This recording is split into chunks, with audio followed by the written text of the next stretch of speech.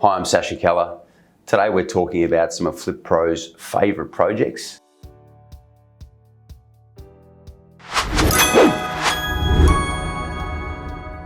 So today's story is about a lady in Newtown in Sydney. Our client is a pensioner. The lady was left high and dry by some of the tradespeople that didn't finish the job on time, that didn't finish the job full stop, that required some more money from her, and was really did some quite poor quality workmanship. The issue that our client had was that the bank was taking possession of the property and that she wasn't going to get a decent sales price for her home. We were contacted at the last minute. We were advised that the bank had come in to start mortgagee in possession proceedings to take possession of the property and sell it as is. The property had an as is value of approximately $800,000, and the tradesperson had walked off the job.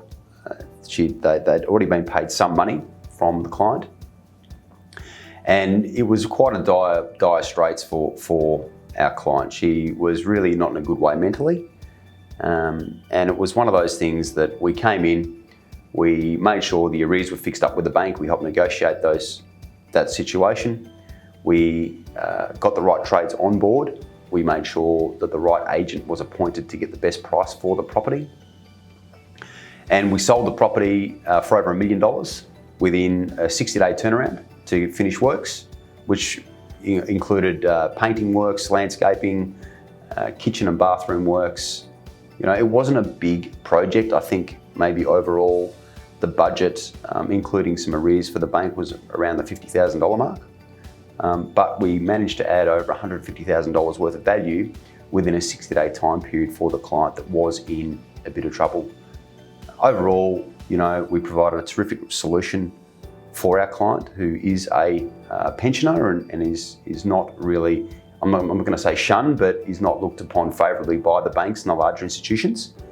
And what we're basically looking to do is help her out as best we possibly could, and certainly I think we've got another very happy client. There's a whole subclass of customer that is finding it difficult to get funds from the institutions, whether it be the banks, the second-tier lenders, and this is where we really come in to help. Whether you're self-employed, whether you've got bad credit, whether you're a pensioner, whether you basically have been out of work, whether you're just not favourably looked upon by the institutions or the banks for whatever reason, we are here to help and fill that gap.